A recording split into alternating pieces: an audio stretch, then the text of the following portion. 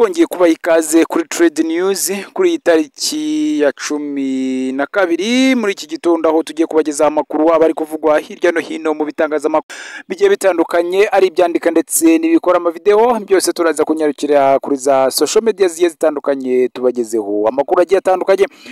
Amakuru tugiye kwanzikiraho muri iki gitondo nayavuga ko Perezida Paul Kagame yavuze ko aramutse yongeye kwicarana na Perezida wa Repubulika ya Demokarasi ya Kongo Felix Antoine Tshisekedi, yamubwira ko abona atari we ukwiriye kuyobora Repubulika ya Demokarasi ya Kongo. Ibi Perezida wa Repubulika y'u Rwanda yabigarutseho aho mu kiganiro n'umunyamakuru Mario cyatambutse ku rubuga rwa X ndetse no ku rubuga rwa YouTube, aho bivuga ko kuri 11 Werurwe aribwo iki kiganiro cyatambutse. Perezida Paul Kagame yavuze ko yagiye agirana na Perezida Tshisekedi inshuro nyinshi, akaganira nawe mu biganiro bigiye bitandukanye, akijya no ku butegetsi, ndetse ko n'ubu bagiye baganira bigiye bitandukanye, ko n'ubu rero yiteguye kuganira nawe, ariko ko yabona ko bigoye kumvikana nawe kuko bamara kuvugana ibyo babumvikanye akava yabyibagiwe. Perezida Paul Kagame yagize ati ntabwo nanga kuganira nawe, ariko dukwiye kuba tuvugana ibintu bifitiye inyungu igihugu byombi kandi bifite intumbero yo gushaka gukemura ibibazo nta kibazo tubigizeho. Perezida Kagame yakomeje avuga ko kumvikana na Tshisekedi nacyo aricyo kintu cya mbere kigoye. Ndashaka no kubyerekana, nshaka kumenya umuntu waba warumvikanye na Felix Antoine Tshisekedi waza akambwira ati wowe urabeshya. Nagiye nganira nawe mu kuganira nawe bigiye bitandukanye,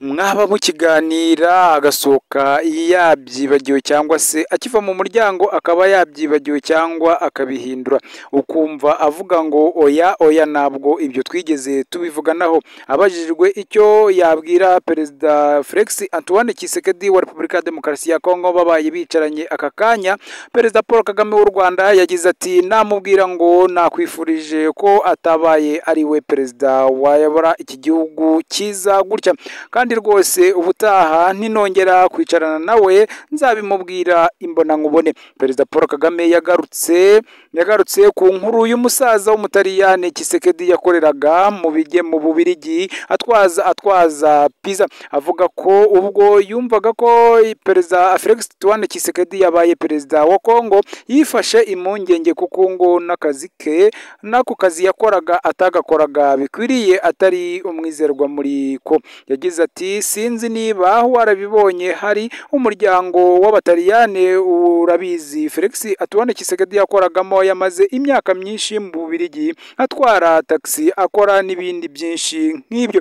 Ntabwo afite imyitwarire mibi. Umugabo w'umutaliyane wari waramuhaye akazi ko kumutwaza pizza ubwo yumvaga ko Felix yabaye perezida yaratangaye cyane, ati mana yanjye, aravuze ati uyu muntu utabashaga no kunoza akazi ke ko gutwara pizza neza yabaye koko perezida. Ubwo Perezida Kagame yagarukaga kuri iyi nkuru, Perezida Paul Kagame kandi yavuze ko impamvu abona Perezida Tshisekedi azarira mu gushaka gukemura ibibazo by'abatutsi b'abanyekongo ari nabyo byatumye M23 yubura imirwano, ariko uko afite ingengabitekerezo ya jenoside nk'abandi bamubanjirije. Perezida wa Repubulika y'u Rwanda Paul Kagame yakomeje agira ati ntekereza ko afite ingengabitekerezo ya jenoside nk'abandi. Navuganye nawe nk'inshuro 100 mbere ibi bibazo, twaravuganye n'igihe yabaga perezida, sinitaye kuko yabaye perezida nta nubwo yigeze atorwa inshuro zombi. Inshuro ya mbere yahawe ubutegetsi, inshuro ya kabiri yitangaje nka perezida asaba abantu bose guceceka, biba uko bigenda, ariko ibyo ntibyandebaga.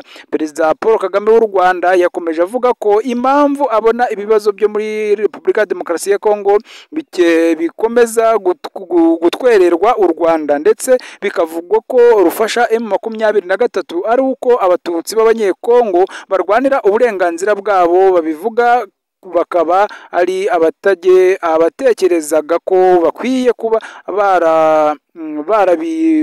barabirukanye muri Kongo cyangwa bazi ibindi bihano byagiye bigarukwaho n'abatangazamakuru bagiye batandukanye, aho ko byatekerezwaga ko abanyekongo b'abatutsi bakabaye barishwe burundu bagashiraho bo muri Kongo, cyangwa bakabica bagashira burundu, bikaba bitarabaye, kandi u Rwanda rukaba ari rwo rwatumye ibyo bidakunda. Ati niyo mpamvu ibyo tubirenganyirizwa na n'ubu. Yavuze ko Perezida Paul Kagame yakomeze avuga ko nubwo bimeze bityo u Rwanda rwifuriza amahoro Kongo, kuko mu gihe rufite amahoro bivuze ko amahoro no ku Rwanda ahari, kugira ngo dukomeze twubake igihugu cyacu gito cyazahajwe birenze ibikenewe. Ntabwo ari twe twashaka ibibazo bishobora kudusubiza mu bihe nk'ibyo. Perezida Paul Kagame yavuze ko abona ko Tshisekedi atanakwiriye kuyobora Repubulika Iharanira Demokarasi ya Kongo. Aya ni amakuru Trade News irakomeza kukugezaho mu buryo bugiye butandukanye, ari uburyo bw'amajwi cyangwa se ari uburyo bw'amashusho. Byose nka Trade News tuguma tubibagezaho 5 kuri 5, aho tugusaba ko wadutera inkunga ukoze subscribe gusa, ubundi ugafungura inzogera kugira ngo na notification tuzajya tukugezaho zitazajya zigucika, ahubwo zizajye zikugereraho igihe ku gihe. Reka tugaruke kuri iyi nkuru yindi, aho bivuga ko Perezida Paul Kagame yavuze ko umwe mu barwanyi ba FDLR baherutse gushyikirizwa u Rwanda ari we wishe nyina wabo Rosalia Gicanda. Mu kiganiro umukuru w'igihugu aherutse kugirana n'umunyamakuru Mario kuri ukurikiranwa cyane kuri X ndetse na YouTube, yagarutse ku kibazo by'umutekano muke mu burasirazuba bwa Kongo. Avuga ko u Rwanda rumaze imyaka myinshi ruhangayikishijwe nuko umutwe wa FDLR wakoze jenoside ukomeje kwisuganya ufashijwe na leta ya Kinshasa. Yavuze ko ibyo biba ibihugu hamwe n'imiryango mpuzamahanga irebera. Atanga urugero ku buryo bwa MONUSCO imaze gukoresha asaga miliyari 40 z'amadolari y'Amerika mu bikorwa bitazanira amahoro akarere. Mu byo yavuze ko MONUSCO ijijisha agakora harimo no gufata bamwe mu barwanyi ba FDLR ikabahohereza mu Rwanda, naho ibindi akaba nabyo azi na nibyo abona. Umunyamakuru yahise amubwira ko hari inkuru yumvise y'umujenerali wazanywe mu Rwanda mu minsi mike ishize. Perezida Paul Kagame w'u Rwanda yungamo ati yego uriya niwe nakubwiye wishe mama wacu. N'ahantu mu kiganiro Perezida Kagame yigeze avuga izina ry'uwo mujenerali, ariko usesenguye neza ibyavugwaga ukabihuza n'ibiherutse kuba na Brigade General Makwerere, niwe yavugaga General Gakwerere Jean Baptiste wari umunyamabanga mukuru w'umutwe w'iterabwoba wa FDLR, n'abandi barwanyi basaga 13 baherutse gushyikirizwa u Rwanda n'umutwe wa M23 nyuma y'uko bafatiwe mu mirwano yabahanganishije ku ifatwa rya Goma. General Gakwerere yabwiye igihe ko kuva mu ishingwa rya FDLR yari umuyoboke wayo. Ati nabaga muri FDLR kuva yabaho. Gakwerere yavuze ko yavukiye mu cyahoze ari Kigali ngari, ubu ni muri Kinyinya Ishyorongi. Mu gihe cya jenoside yakorerwaga abatutsi muri 1994, Gakwerere yari afite ipeti rya liyetona, akaba umwe mu basirikare bakoreraga mu ishuri rya ofisiye ryabaga i Butare, aho yizerwaga cyane na Kapiteni Nizeyimana Ildefonsi wari umuyobozi wungirije waryo.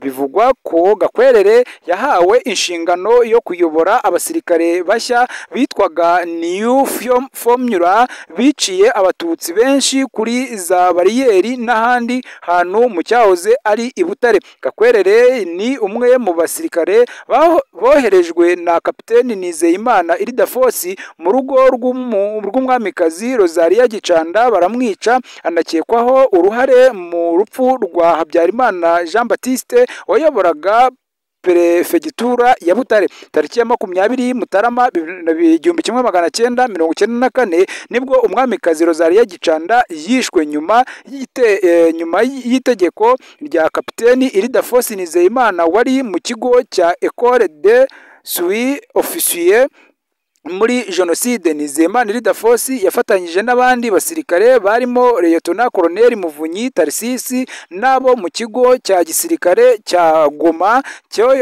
cyayoborwaga na Ildefonse Hategekimana na gendarmerie yayoborwaga na Majoro Spirie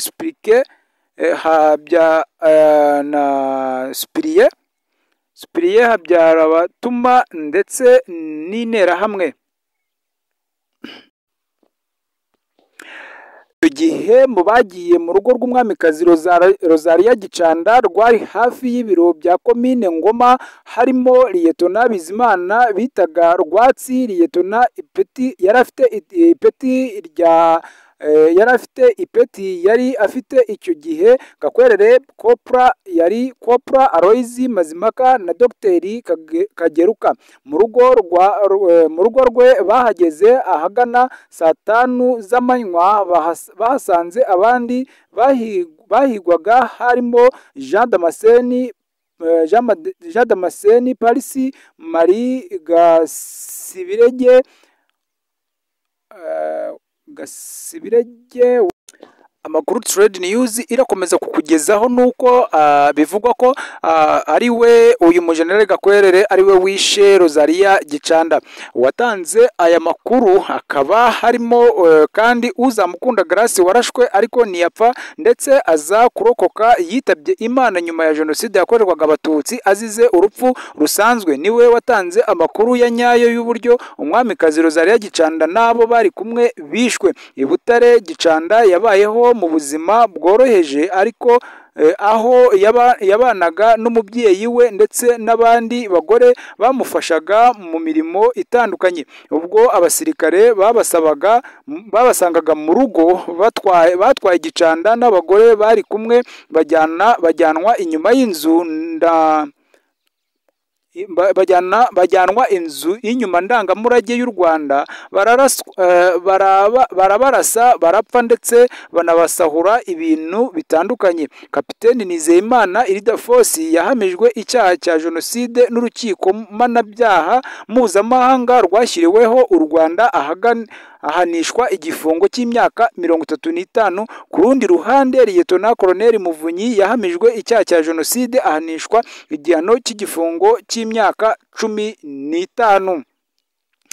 Trade News iri gukomeza ikugezaho amakuru uko ari kuvugwa mu binyamakuru bigiye bitandukanye, aho tugiye kunyarukira kuri aya makuru ari kuvugwa ku bitangazamakuru nanone bigiye bitandukanye, aho bivugwa ko aho biri gukomeza bivugwa ko nyamara nubwo uyu Colonel Gakwerere ari we bivugwa ko yishe atari wenyine ahubwo hari n'abandi bafatanyaga muri ubwo bwicanyi. Turakomeza tugaruke kuri aya makuru uko biragenda birushaho kuvugwa ku bitangazamakuru bigiye bitandukanye. Iyi ni Trade News ikomeza ikugezaho amakuru. Icyo dugusaba ni ugukora subscribe ndetse ugafungura n'inzogera kugira ngo tukomeze tukugezeho amakuru agiye atandukanye ya Trade News.